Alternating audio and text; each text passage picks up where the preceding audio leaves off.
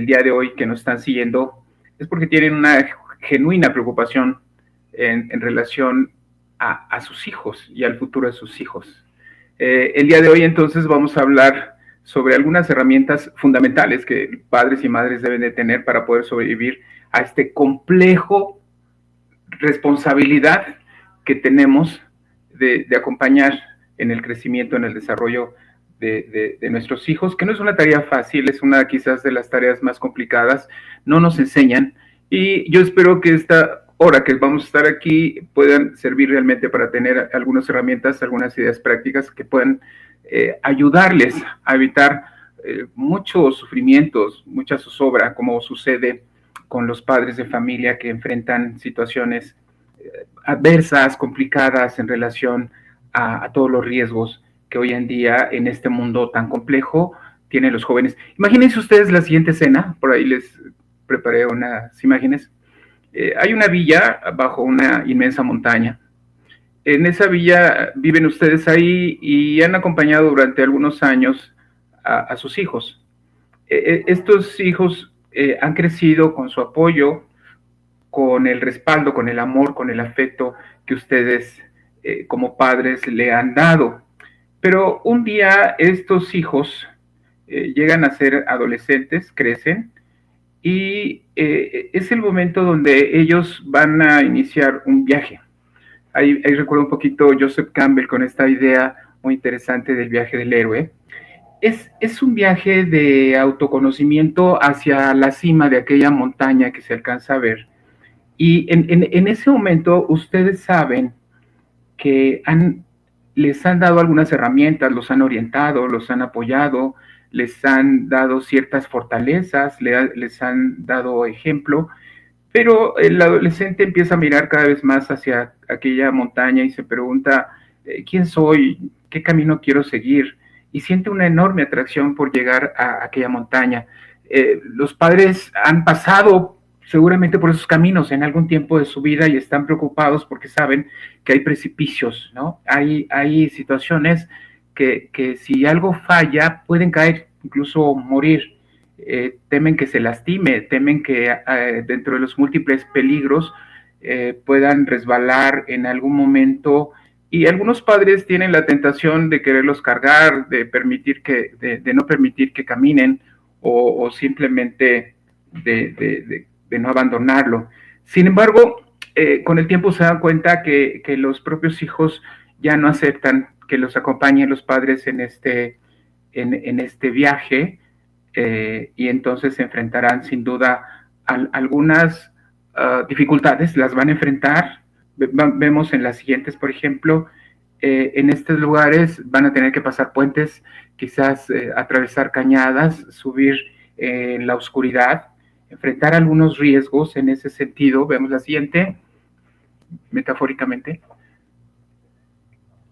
Y por supuesto, van a enfrentar en la noche, en la oscuridad, en este camino, muchos riesgos que los tendrán cerca, inseguridades, miedo, influencias que los van a brillar a tomar ciertas decisiones, la presión de los amigos, etcétera. Sí, estos chicos en ese momento solamente cuentan con aquella mochila de aquellas herramientas que los padres les han dado, y seguramente eso será determinante para que logren buscar y seguramente probar en algún momento. Quizás se equivoquen, quizás se resbalen, pero estos chicos tendrán que seguir y subir. Finalmente, en la siguiente vamos a ver, en este camino a veces no hay mapa, a veces el camino que nosotros recorrimos en su momento ya no es tan funcional, pero en este camino fundamentalmente estará el crecimiento, está la realización, están las propias metas, están los objetivos personales y finalmente estará como el ser personas triunfadoras en la vida. Ese es el reto que tenemos hoy en día, y por eso estamos aquí, porque vamos a revisar algunas de las herramientas fundamentales y básicas dentro de un modelo que se conoce como la parentalidad, con las prácticas de parentalidad que me parece que es importante que conozcamos. Yo espero que esta presentación resuelva algunas dudas, pero también genere más, de tal manera que sea también una oportunidad para reflexionar platicar entre pareja con los propios hijos y encontrar respuestas a muchas de las preguntas que los padres de familia que tenemos o que hemos tenido hijos adolescentes podamos resolver. Entonces, veamos algunos aspectos y gracias por reiterando la invitación. Gracias a ustedes por estar aquí, porque sé que por algo están aquí y yo espero que encuentren esas preguntas que se han hecho. Veamos la siguiente. Lo primero que tenemos que pensar es que como padres de familia no nos enseñaron a ser padres de familia.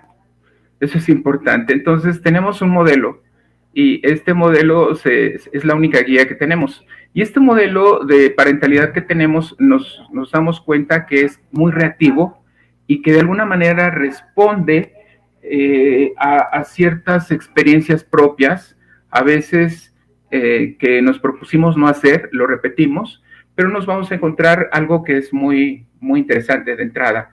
En este enfoque, que va a ser un enfoque compasivo, tenemos que ser muy compasivos hacia nosotros como padres de familia, tenemos que pensar que los adolescentes despiertan nuestra propia adolescente. Muchas de nuestras frustraciones, soledades, tristezas, situaciones por las que pasamos, se van a volver a repetir y las vamos a vivir ahora frente a nuestros adolescentes. Y entonces, esta tarde que estamos aquí, quizás tendríamos que cerrar tantito los ojos si quieren, pensar, hacer un viaje hacia nuestra adolescencia, el inicio de nuestra adolescencia, cuando teníamos entre 12 y 14 años quizás, y hacernos las siguientes preguntas. ¿Cómo era yo cuando era un adolescente? ¿Cuáles eran aquellas cosas que me preocupaban? ¿Cuáles eran aquellas cosas que no me gustaban de mis padres? ¿Qué conflicto había con ellos? ¿Qué era lo que más necesitaba yo en esa etapa y no tenía? ¿Qué era lo que me daba fortaleza? ¿Cómo me sentía? ¿Cuáles eran mis sensaciones principales? Mis huecos, pero también mis esperanzas. Creo que si podemos responder genuinamente a estas preguntas, podemos entender mucho de lo que vamos a ver a continuación y nos va a ayudar mucho en este enfoque, porque lo que vamos a ver es que tenemos que pasar de una parentalidad reactiva a una parentalidad consciente. ¿Qué es esto? Y este será el mensaje principal de esta tarde. Ser padre de un adolescente, ya dije, es una de las experiencias más profundas y desafiantes, pero también más transformadoras, por supuesto para nuestros hijos, pero también para nosotros. Es una oportunidad de revivir ciertos hechos, de formarnos, de cubrir ciertos huecos que incluso pudimos haber dejado y aprender de nuestra propia vida y favorecer el desarrollo de la familia, de nuestros hijos, pero también de nosotros mismos. Ese gran desafío que le vamos a llamar en este enfoque parentalidad consciente, que es contrario a la parentalidad reactiva, lo que me nace, lo que es como se manifiesta de manera como un impulso muy automático. La idea es ayudar y acompañar, ese sería el concepto de educar a nuestros hijos, a caminar de una manera más segura en este mundo de riesgos. Veamos la siguiente. Normalmente podríamos hablar de la adolescencia como una etapa complicada, una etapa de duelos, una etapa profunda de definición de la identidad, sí.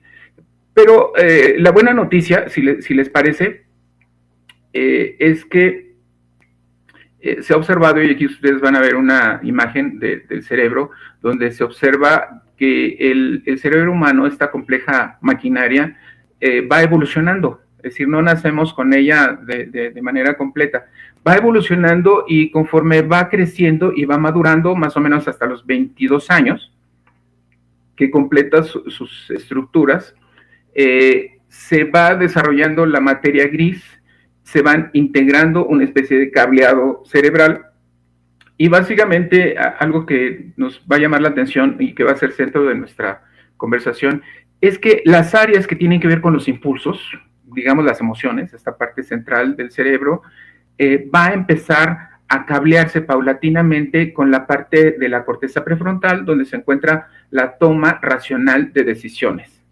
Como lo vamos a ver ahí en esta lámina, más o menos cuando estos chicos tienen 12, 14, 16 años, este cableado digamos que no está suficiente, y entonces este cerebro adolescente está creciendo, se está cableando, se está modelando y está integrando cada una de sus partes para llegar a un nivel óptimo de funcionamiento.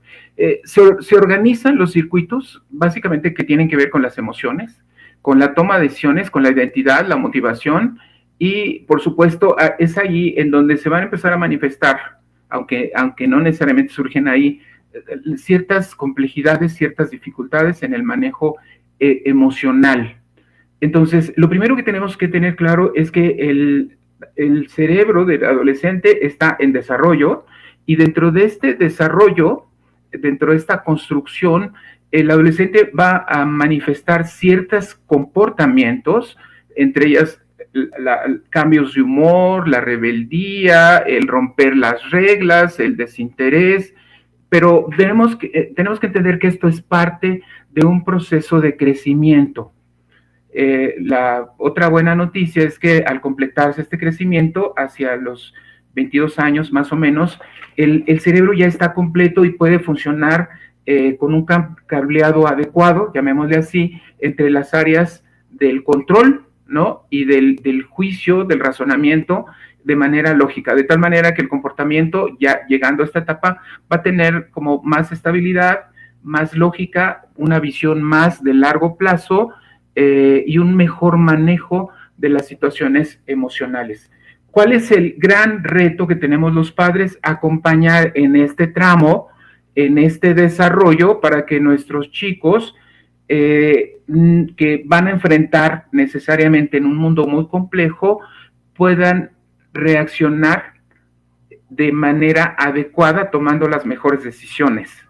Al llegar a los 20 y tantos años, nuestros hijos ya no necesitarán tanto de esta guía, porque entonces ya habrán asimilado pautas de reacción, de relación, que les permiten entonces ya tomar mejores decisiones adecuadas. Entonces, tenemos que entender que este cerebro está en evolución, y que al llegar a los 22 años estarán pasando ya a otra etapa de más estabilidad. Tengan paciencia, padres, es el momento de más interés, de más dedicación, y requieren más de nuestra compañía. Hoy en día, veamos la siguiente, nuestros jóvenes crecen en un ambiente muy complejo. Algunos filósofos han llamado la era de la incertidumbre, una era muy digital, una era muy compleja, donde, por ejemplo, los jóvenes desarrollan más sus pautas, sus estilos en función a lo que ven en una pantalla. Hay datos impresionantes, por ejemplo, que nos dicen que los jóvenes hoy en día tienen más influencia de las pantallas, de las redes sociales, que de sus padres y de sus maestros. Lo que eso pueda implicar, de tal manera que incluso hasta pasan, al menos datos en México, 6 horas en promedio conectados al Wi-Fi.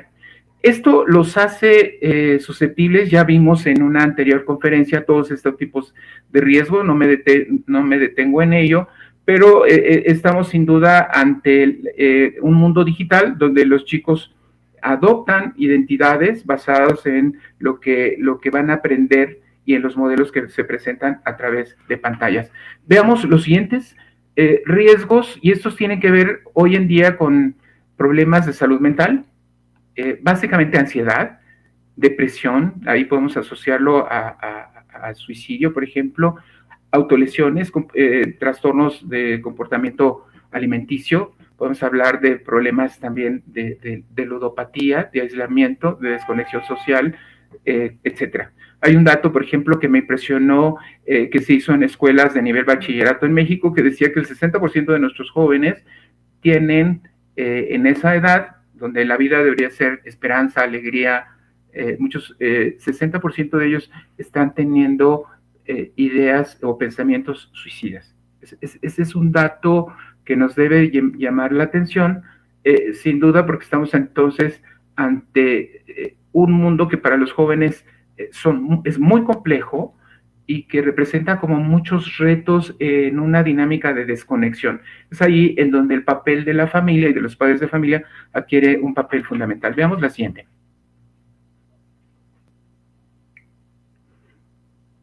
Ahí todos los padres de familia primero tendríamos que estar muy atentos a ciertas señales, ciertas manifestaciones que significan riesgo.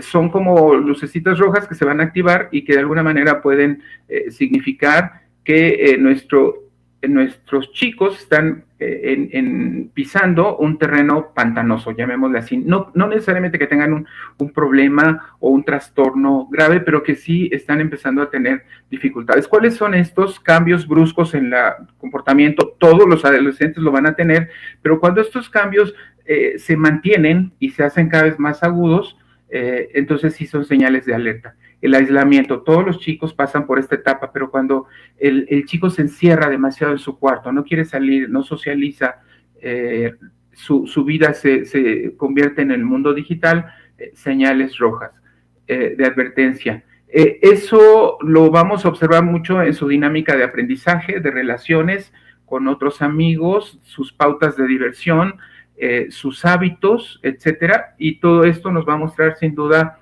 llegando a un momento ciertos riesgos. Esto significa que los padres tendremos que ser como muy observadores, muy atentos y conocer las pautas de nuestros chicos. Esto sin duda se convierte en un tema muy importante, pero yo les podría decir esta tarde que es mejor prevenir que remediar. Y precisamente el tema central de nuestra charla es cuáles son aquellas herramientas que como padres de familia nos pueden ayudar a sobrevivir como padres, por supuesto, pero también ayudar a sobrevivir en este tránsito a nuestros hijos adolescentes. Veamos entonces algunas de estas herramientas que me permito poner a su consideración. Lo primero es lo que no hay que hacer. Errores comunes que a veces los padres hacemos. ¿Y por qué lo hacemos? Lo hacemos porque, como decía hace un momento, repetimos pautas, a veces sin darnos cuenta de los estilos de crianza que vivimos en nuestra familia. O a veces tomamos una postura extrema tratando de hacer todo lo contrario de lo que hacía cuando no nos gustaban estas pautas que nos planteaban nuestros padres, por ejemplo. En ese sentido, hoy sabemos que incluso desde una perspectiva ya científica, con base de conocimientos, que hay ciertos errores que debemos evitar los padres de familia. El sermonear, por ejemplo, el reaccionar, actuar de manera muy reactiva, minimizar las emociones, comparar, invadir y tratar de controlar a los chicos, esta parte de desconexión y ausencia emocional, o el querer ser amigo en lugar de guía. Insisto, lo primero que tenemos que hacer es ser muy compasivos con nosotros. La presión de ser padres es muy grande y a veces, insisto, no nos han dado estas herramientas. Por otro lado, frecuentemente los chicos son muy inteligentes, muy hábiles a veces para manejar esta idea de culpa, de que no estabas, no me ponías atención, no me das lo que necesito, etcétera, que son recursos que utilizan los chicos, por supuesto, para manejar, para controlar. Y es en esta dinámica donde los padres de familia tenemos que tener como mucha firmeza, mucho control, pero control también personal para poder manejar en mejores circunstancias ciertas situaciones. Entremos entonces en el punto de revisar algunas de las herramientas que podemos recomendar esta tarde a los padres y que seguramente nos van a servir de guía para tomar decisiones. Primera, la escucha consciente. Suena como fácil, pero si nos damos cuenta, esta es una tarea muy complicada, el aprender a escuchar. ¿Por qué razón? Porque no es lo mismo oír que escuchar. En ese sentido, sabemos que, por ejemplo, cuando los chicos tocan ciertos temas, nos empiezan a hablar de la dinámica familiar, de las drogas, de la sexualidad, a veces estas situaciones nos provocan miedo, a veces culpa, a veces enojo, y esto hace que dejemos de escuchar. La escucha consciente significa, y eso es importante, quiero subrayarlo, es un acto de amor, que no significa que porque te escucho estoy de acuerdo con lo que tú me estás diciendo. Significa, tú me importas, tus sentimientos para mí tienen valor, quiero entenderte, y estoy dispuesto a escuchar lo que tú me digas. ¿Cuál es cuando actuamos de manera muy inmediata, cuál es el rol que adoptan los padres? Y curiosamente, estos roles limitan la comunicación, ¿no? El rol del padre solucionador, ¿no? No te preocupes, yo lo veo, hazle así, etcétera. Ahí le estamos quitando la posibilidad de que el chico reflexione sobre lo que pasó.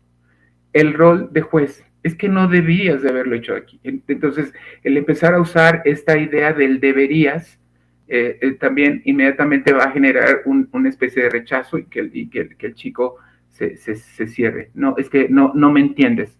El rol del interrogador y a veces incluso como detective, ¿no? ¿Por qué no llegaste? ¿Qué te pasó? ¿Por qué no hablaste?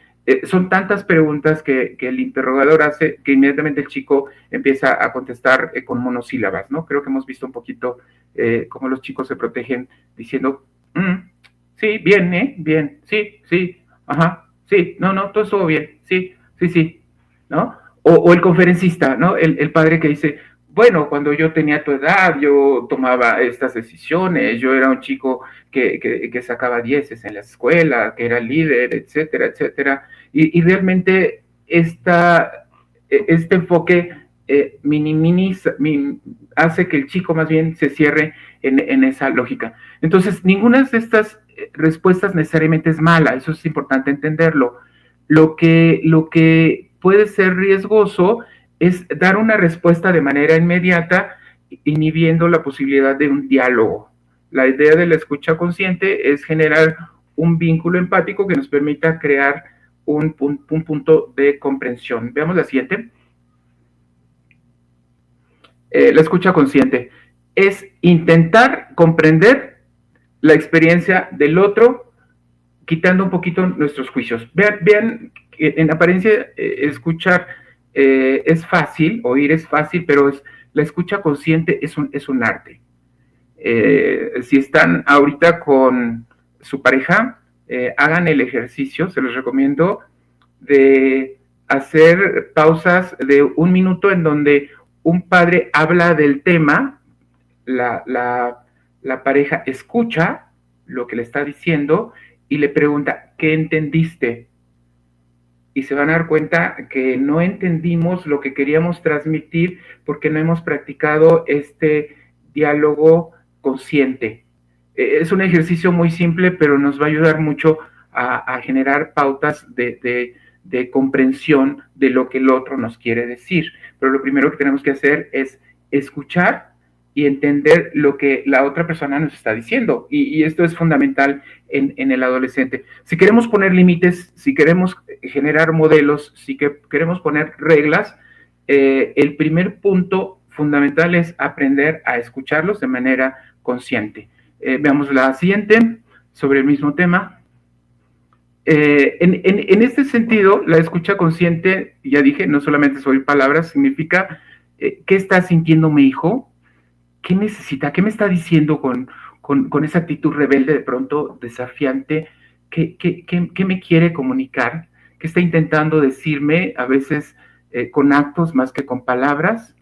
Y cuando lo que hago es, me quedo callado, escucho, lo veo, lo asiento en lo que me está diciendo, lo invito a que siga, sí, cuéntame, dime, sí, reflejamos que estamos escuchando porque estamos repitiendo lo que nos está diciendo, estamos haciendo un puente de conocimiento empático que va a ayudar a que el chico exprese y a que nosotros entendamos qué está sintiendo, qué está diciendo, etc.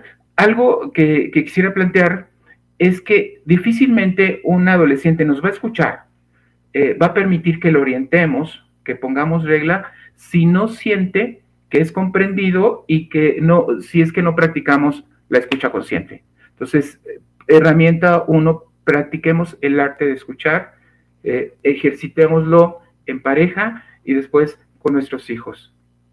Eso va a ser algo sin duda fundamental. ¿Cuál es el consejo, papás, mamás? Dediquen 10 minutos al día para comunicarse con sus hijos, escucharlos si es necesario, pero la regla es, en esos 10 minutos no hay consejo, no se corrigen, no se juzga, no se interroga, solamente se comprende y al final digamos, oye, lo que me quisiste decir es tal cosa, y a veces nos lo dicen con silencio, a veces nos lo dicen con comportamientos. En ese sentido, va a resultar fundamental dedicar 10 minutos en familia a practicar un poquito la comunicación. ¿Cuál sería el objetivo? Que el chico llegue a sentir que alguien le entiende. Eso va a permitir abrir la puerta mentalmente del chico para todo lo que venga después. Veamos la siguiente, por favor. Bueno, antes de ello, recomendaciones. Ahí están los 10 minutos. Habilidades para la escucha. Ya dije que no es fácil, hay que aprenderlo, es un arte, el arte de la escucha. Por ahí escuchaba a un filósofo coreano, Shulhan, que decía, en este mundo probablemente en un futuro haya escuchadores profesionales. Personas que lo único que van a hacer es escuchar, van a cobrar por ello, porque en este mundo tan lleno de información, si algo no estamos practicando es el arte de escuchar. Hay 5 habilidades concretas que puedes utilizar en esa dinámica de aprender a escuchar. 1, haz pausa antes de responder.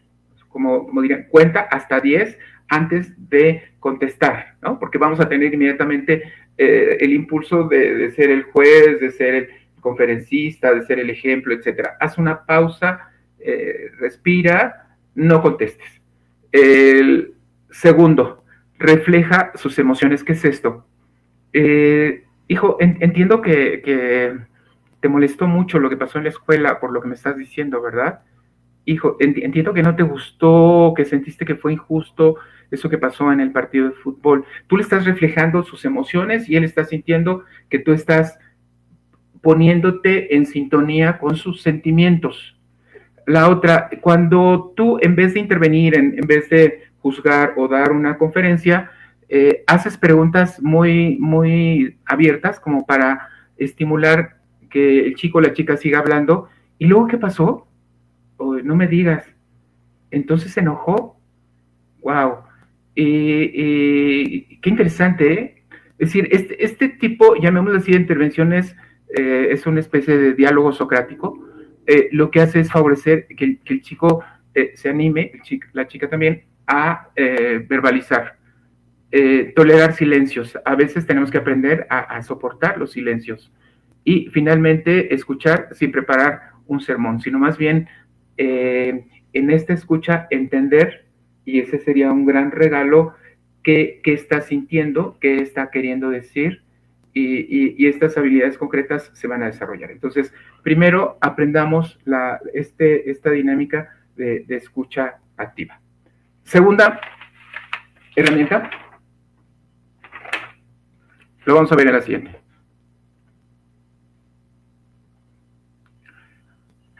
Si me dijeran cuáles de estas herramientas les van a permitir a los chicos, a las chicas, no resbalar, no caer, se llaman límites conscientes. En términos metafóricos, un límite sería como anticiparle a poner señales en ese camino, de dónde sí, dónde no, como si nos anticipáramos en ese viaje que van a hacer nuestros hijos, a decirle peligro, aquí hay arenas movedizas, ¿no? Aquí te puede haber un derrumbe, etcétera. Y eso lo vamos a entender y lo vamos a empezar a practicar a través de límites. Si hay algo que va a caracterizar a las familias donde hay problemas de adicciones, donde hay problemas de comportamiento, problemas legales, es que carecieron de límites, o al menos límites conscientes. ¿Qué serían los límites conscientes? Y es importante hoy que reflexionemos sobre eso. Los límites básicamente son aquellas reglas que se establecen en acuerdo, que se manifiestan abiertamente, no es algo que se supone, es algo que está establecido, que está definido, y en ese sentido podemos hablar de 3 tipos de límites. Eso es importante tenerlo. Los primeros no son negociables, ¿no?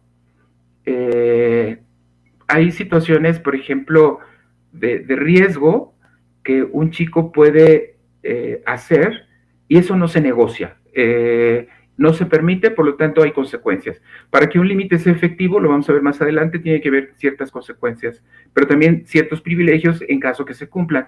Pongo el caso de las cosas que no se pueden permitir, que un chico vaya a una fiesta, beba alcohol y regrese manejando, por ejemplo, ¿no? Que en un arranque de ira rompa cosas en la casa, golpee y demás. Entonces, es importante en esta etapa plantear reglas de lo que no es aceptable. Eso es importante. Y por supuesto también de lo que puede ser aceptable, lo que puede ser permitido, digamos, y ahí podemos hablar quizás, dependiendo de la cultura de la familia, de reglas de vestir, de reglas que tienen que ver con estilos. No sé, hay temas de pronto muy complejos. Si de pronto un chico de 13 años quiere hacerse un tatuaje, ¿no? Ponerse un piercing, son temas necesariamente que los padres tienen que definir en términos de límites, que por supuesto ya no lo va a poder hacer cuando tenga 20 años. En ese sentido, un límite va a ayudar al adolescente a ayudar al propósito fundamental que tendría la educación, que nuestros hijos aprendan a tener pautas para tomar decisiones adecuadas, autocontrol, responsabilidad, tolerancia a la frustración y respeto a los demás. Dentro de las reglas, por ejemplo, que no son aceptables, tenemos que definir aquello que tiene que ver con el consumo de sustancias, y mucho más en casa, ¿no? como un aspecto fundamental. Aquellas que tienen que ver con las responsabilidades y las tareas propias de lo que yo tengo que hacer en el hogar. Aquellos que tienen que ver con las reglas de convivencia, con las responsabilidades que yo tengo que asumir en ese sentido cuando soy estudiante, etcétera. Lo importante es que estas reglas deben ser claras, deben ser idealmente, no en todos los casos va a ocurrir negociadas, pero sí explícitas, deben estar de manera muy explícita. En esta casa, el horario de llegar cuando se va a la fiesta es a las 9 de la mañana, si llegas después, habrá una consecuencia. Y para que estos límites tengan realmente efectividad, pues deben de tener una consecuencia. Y la otra es que esta consecuencia se tiene que cumplir. Pero también debe tener, digamos que beneficios, ¿no? Quien acepta estos límites. Normalmente pensamos, y ese es un tema muy delicado, que nuestros chicos se van a oponer cuando queramos poner límites, y es cierto, pero paradójicamente al final o después de un tiempo los chicos mismos les van a agradecer que les pusieron límites, porque se van a convertir como en estas señales, llamémosle así, que les van a ayudar a tomar decisiones adecuadas. Veamos la siguiente, por favor. Límites conscientes. Entonces, son la estructura que va a proteger al propio chico y a las relaciones. ¿Cuál sería lo que se ha observado en diferentes estudios? Imagínense ustedes que hay familias muy rígidas, con exceso de control, incluso casi militar, y hay otras que son en extremo permisivas, ¿no? Se les llama laissez-faire, dejar hacer. Y en este esquema, por ejemplo, son padres que se definen como muy open mind, ¿no? Nosotros creemos en la libertad y en que los chicos por sí solos puedan tomar decisiones, porque esto los hace responsables, etcétera. Hoy en día se ha visto que en aquellas familias donde hay límites, y que no se van ni al control excesivo ni al dejar hacer, sino más bien límites con responsabilidad. En ese sentido, permiten una mejor conexión emocional y ayudan a los chicos en ese sentido a caminar en esta ruta de una mejor manera. En ese sentido, creo que una conclusión sobre esto sería es que no se trata de ser autoritario, que será sin duda una de las respuestas inmediatas, sobre todo cuando nos sintemos enojados, ni de ser complacientes, sino más bien de ser una presencia segura que combina amor con responsabilidad. Una expresión amorosa, lo vemos en el tratamiento en las familias que están en procesos de recuperación de casos de adicciones, es aprender a hacer lo que nunca hicieron y se le llama límites con amor. Entonces, si lo podemos hacer desde los 12, 13 años, será mucho más fácil que si lo quieren hacer después de los 20 años, que quizás sea demasiado tarde. Pero bueno, es el momento de establecer y aprender reglas y límites. Veamos la siguiente. Límites conscientes. La mejor corrección, porque eso nos va a llevar a actuar si no se cumplieron los límites, ¿no? Que además, ya les dije hace un momento, una de las naturalezas del cerebro adolescente es busco romper los límites. Por su naturaleza a veces desafiante, los chicos van a buscar romper este límite para llegar a observar hasta qué punto los padres son capaces de sostener estos límites.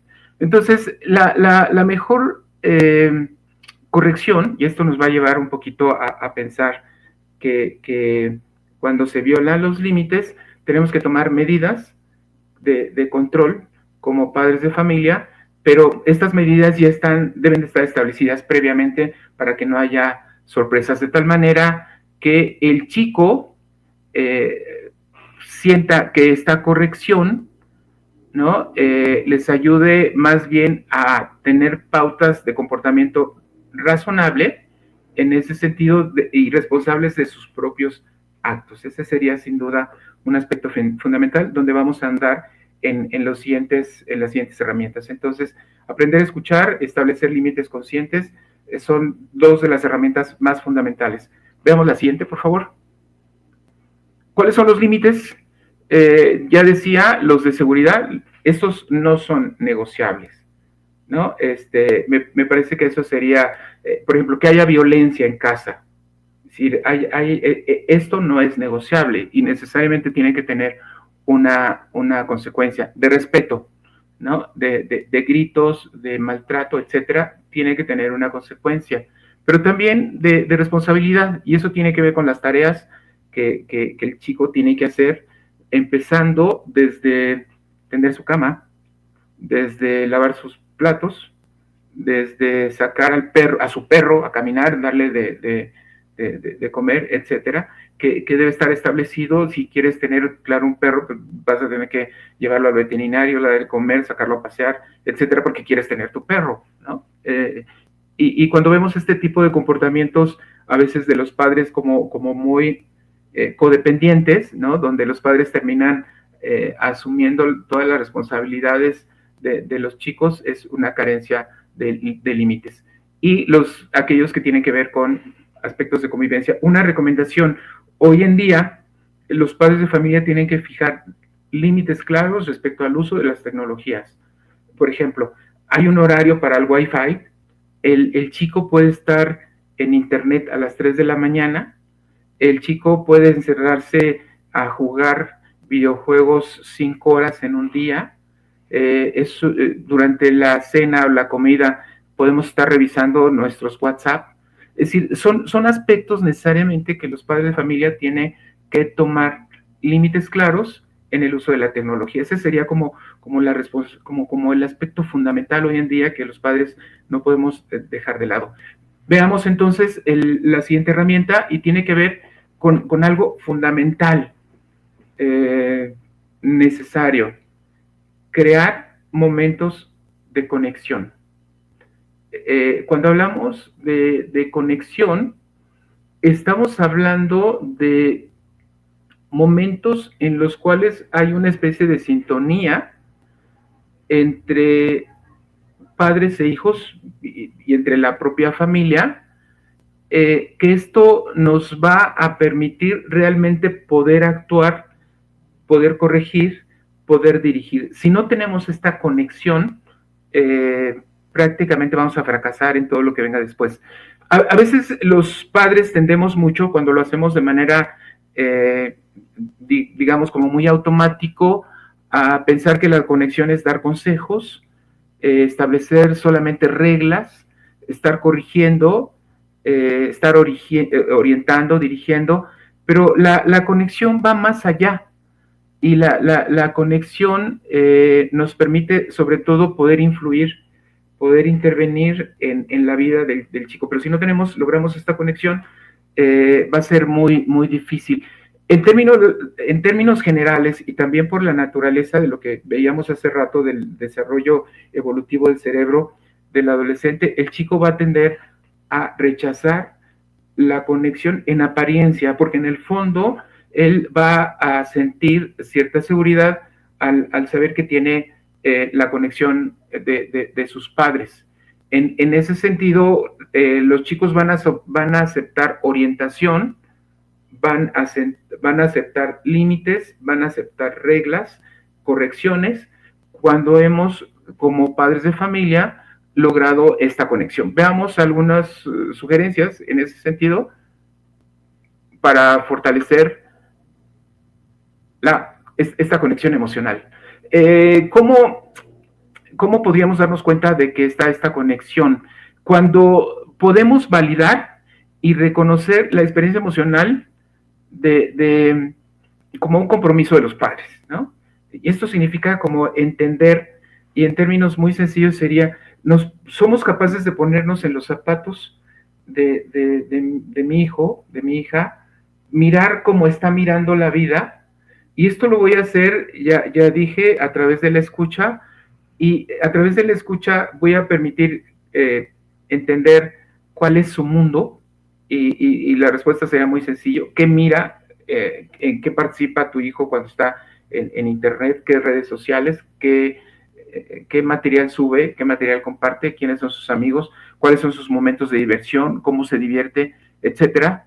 Entonces, ahí es donde tendríamos que aprender a acercarnos a entender su mundo, cuáles son sus ídolos, cuáles son sus figuras de referencia, cuáles son sus autores, cuáles son sus películas, sus series que le gusta. Y esto no significa meternos en su vida, sino simplemente en tratar de entender cómo son sus valores, cómo entiende la vida, etcétera. Y esto, la única manera en que lo vamos a hacer es retomar algo que se está rompiendo en el mundo actual, donde todos estamos muy ocupados, y tiene que ver con los rituales familiares. ¿A qué me refiero? A lo largo de la semana tenemos el espacio donde todos, digamos, cancelamos cualquier actividad porque ese día desayunamos juntos, o sabemos que hay que estar juntos a la hora de cenar, de comer. En ese momento tenemos que guardar en la cajita nuestros dispositivos electrónicos, celebramos los cumpleaños y nos vamos a tomar un café o hacemos una fiesta o un convivio. Tenemos ciertas fechas donde conmemoramos no solamente las fiestas tradicionales, sino aquellas que nos hagan sentir importantes. Los rituales familiares, y a veces los más simples, como hacer una oración juntos, compartir el cómo te fue, se convierten como momentos muy profundos de conexión.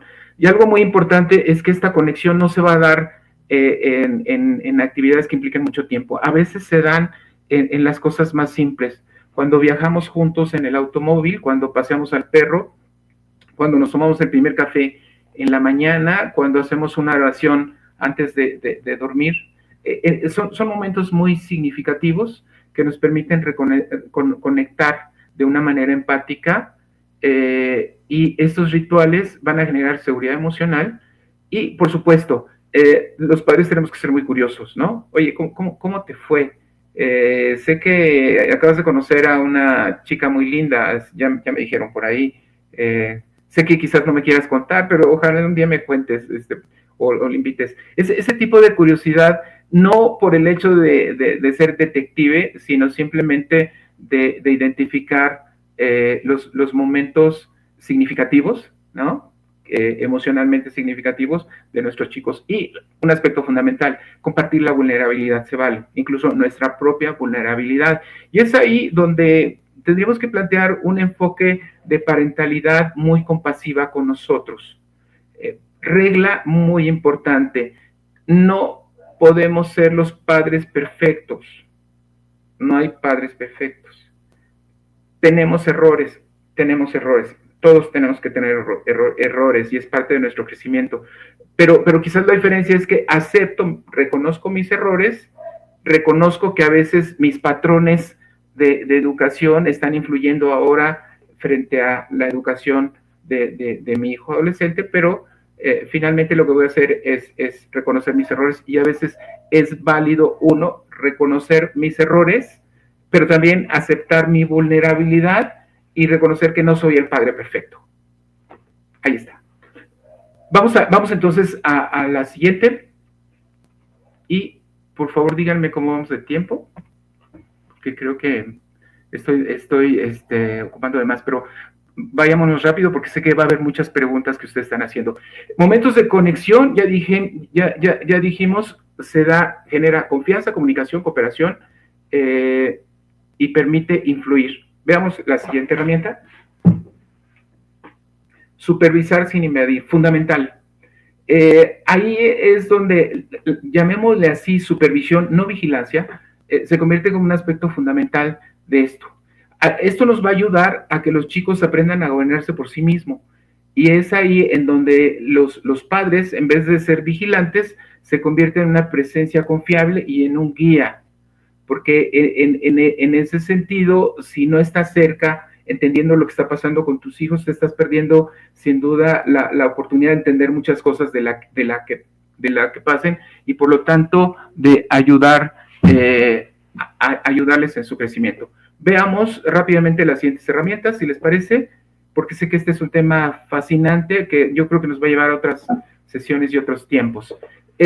Corregir sin dañar, importantísimo.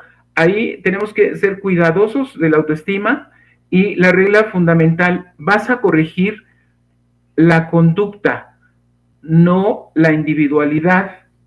Esto es fundamental y esto sería muy importante porque si un chico lo encontramos a veces con que mintió, tenemos que pensar desde la idea de eres un mentiroso, estigma, a hijo, yo creo que esto no nos ayuda a mantener la confianza, ¿no? Corregir sin dañar. Veamos la siguiente, porque sé que hay preguntas.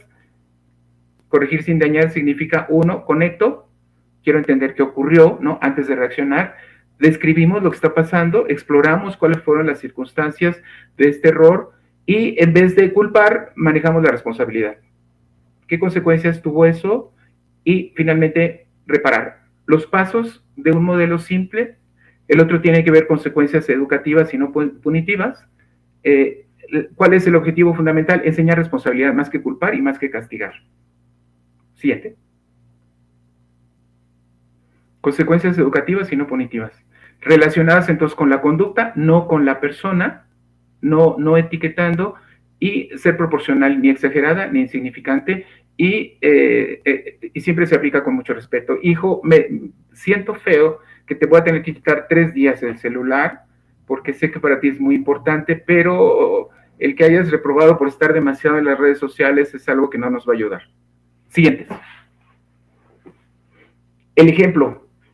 Ese es un tema fundamental. Los adolescentes no van a hacer lo que tú les digas, van a mirar lo que tú haces y lo van a reproducir, igual que tú reproduces pautas de tus padres. ¿Qué estoy enseñando? ¿Qué modelo les estoy dando respecto a mis comportamientos con ciertos hábitos o malos hábitos? Los chicos van a guiarse más por lo que ven, no por lo que escuchan. Veamos lo siguiente. O por los consejos que les dan.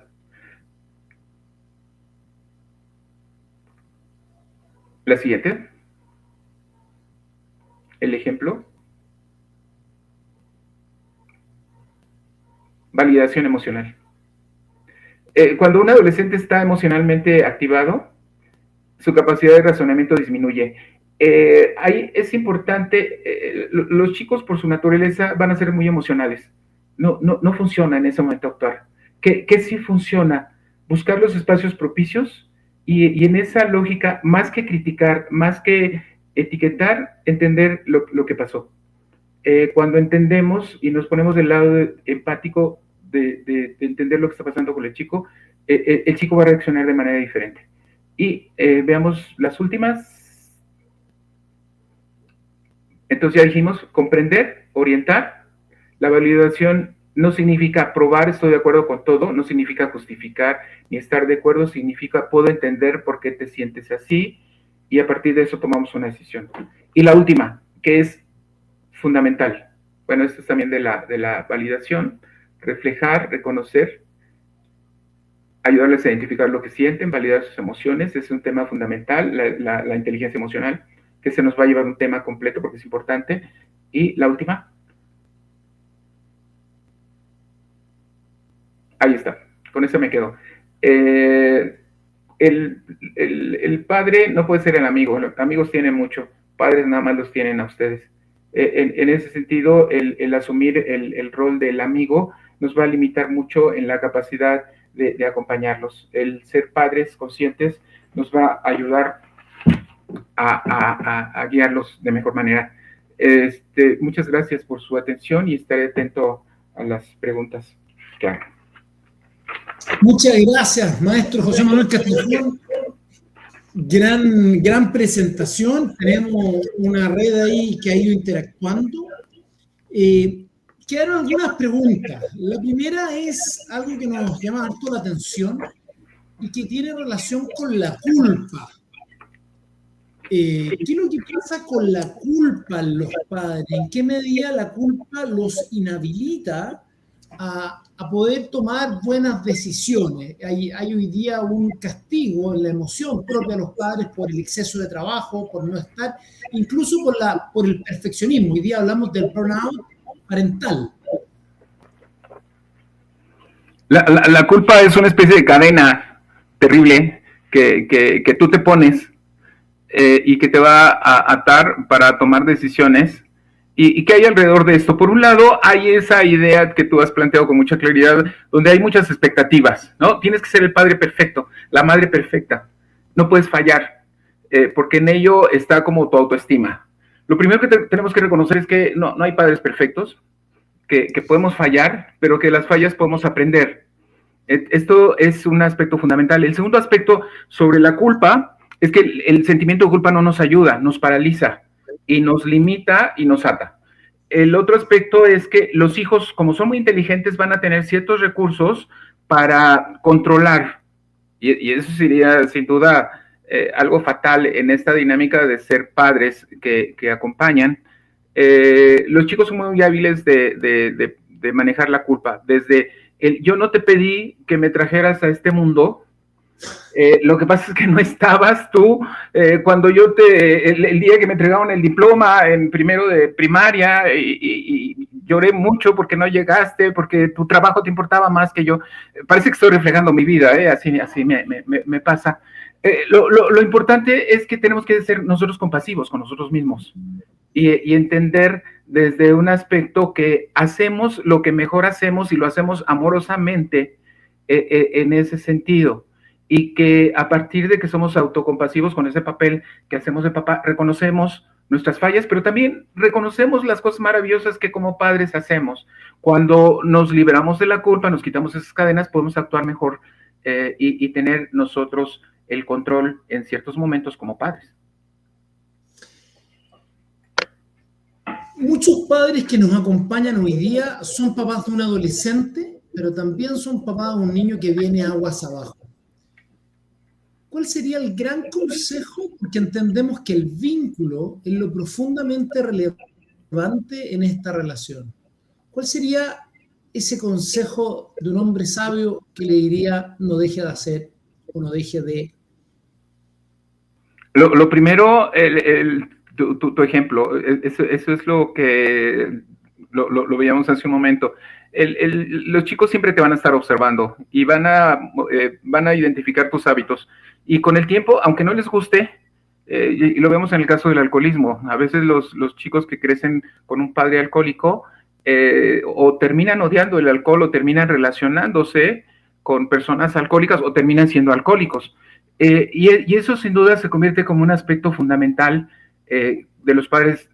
La otra tiene que ver con ciertas reglas adaptadas a la edad, y eso tiene que ver con hábitos, con ciertos aspectos de responsabilidad, con ciertas correcciones. Justamente lo que hemos estado hablando de estas herramientas son herramientas que debemos aplicar desde las primeras etapas, ¿no? La escucha, la comunicación, el acompañarlos en esta validación emocional, el poner reglas, el poner límites, pero adecuado a sus edades. En algún momento tenemos que hablar de aspectos fundamentales como el control de esfínteres, las reglas de educación, y en otro momento tenemos que hablar del uso de carros, por ejemplo, de ir a fiestas, etcétera, todo adaptado de acuerdo a la edad.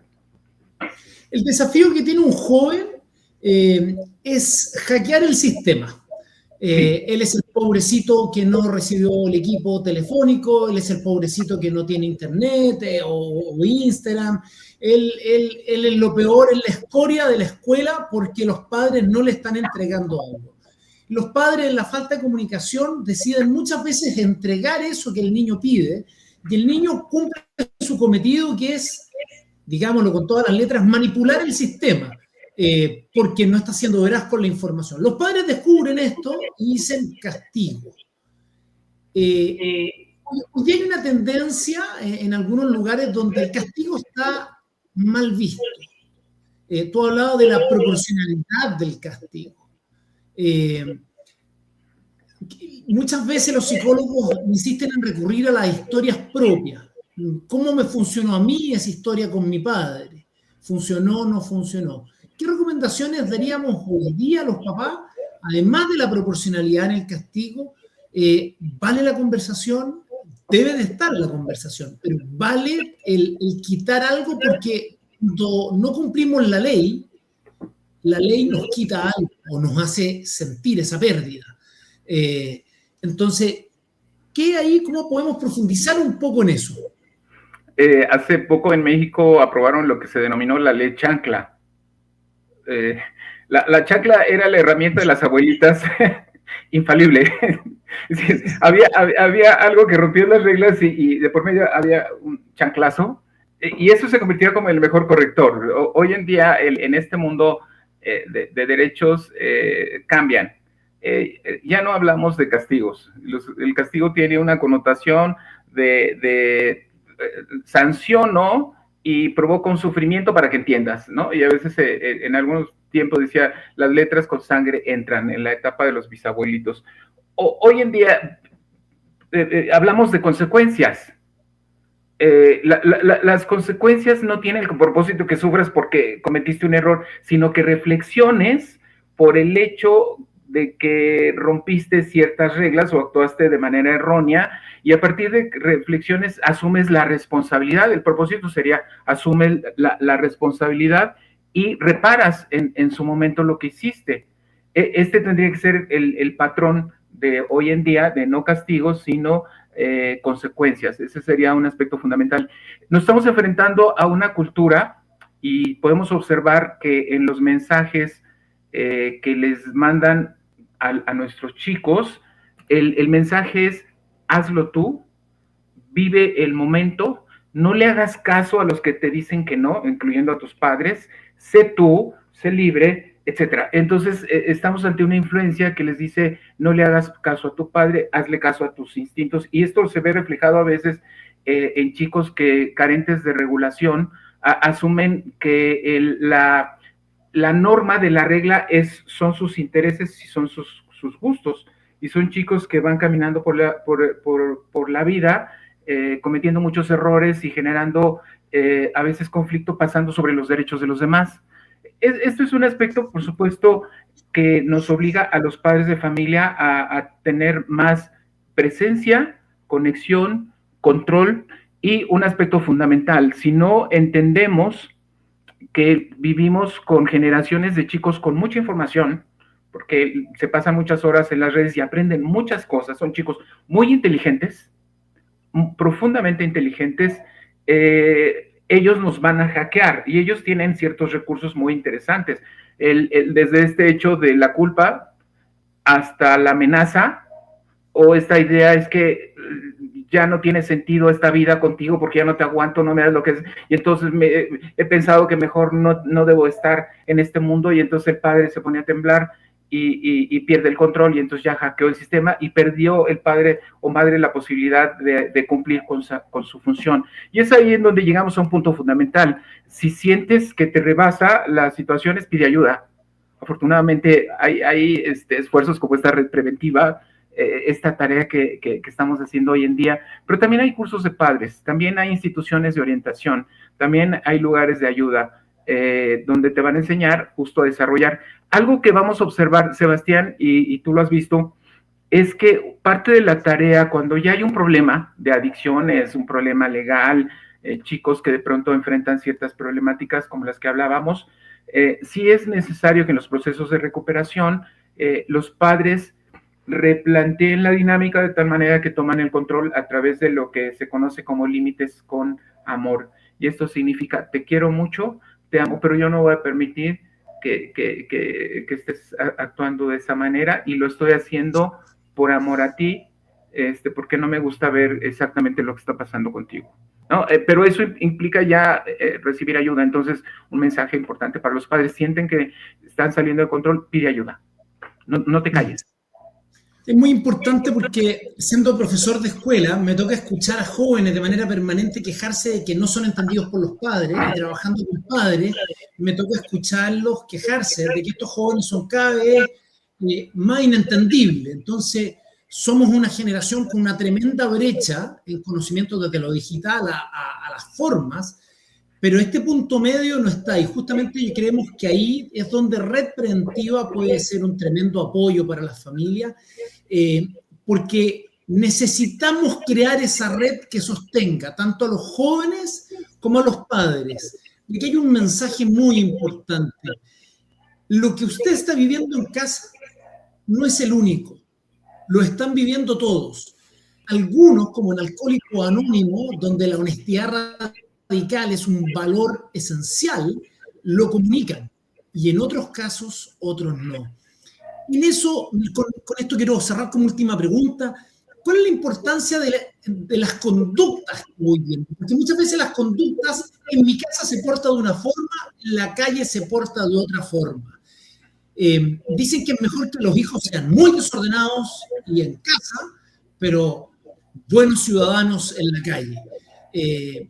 Cuéntanos un poco de esa mirada, José.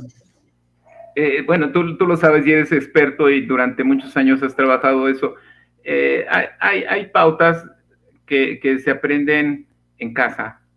Hay reglas fundamentales que si no se crean en los primeros años, y esto tiene que ver con patrones de crianza que hoy hemos hablado, definitivamente se van a manifestar como problemas en la escuela, se van a tener una manifestación más clara, ya problemática, durante la adolescencia, y eso nos lleva un poquito a dos aspectos que me parece importante. Uno de ellos, tenemos que empezar desde más temprano mejor. La otra es que en esta dinámica los jóvenes se organizan se comunican mucho, se organizan, pueden hacer de aquí a mañana una fiesta así donde van a ir 100 jóvenes, ¿no? En la casa de alguien, a pesar de que están en secundaria, pero los padres están desconectados y desorganizados. Me parece que eso habla de la importancia de una red preventiva. ¿Qué tanto se conectan los papás de los chicos que comparten en la escuela? ¿Qué tanto forman parte de un grupo de otros papás que comparten también estas preocupaciones e intercambian información, materiales y experiencias? Ahí es donde creo que una red de padres, una red preventiva, una red de apoyo, un grupo de ayuda mutua, nos puede salvar en su momento y nos puede ayudar a sobrevivir en este gran reto de ser padres de familia. Bueno, en función de la hora nos quedaríamos bastante más conversando, el tema es bastante entretenido, siguen apareciendo preguntas. Te queremos dar las gracias de todo corazón, Juan Manuel, porque has dado en el clavo en todas estas tips, consejos que nos has entregado. Bueno, ahora están los padres a hacer el trabajo que nos corresponde para construir familias sanas y familias preventivas. Así que un gran abrazo y seguir construyendo en México familias que cuidan. Necesitamos cada vez más familias más fortalecidas para el cuidado de nuestros niñas, niños y adolescentes. Muchas gracias.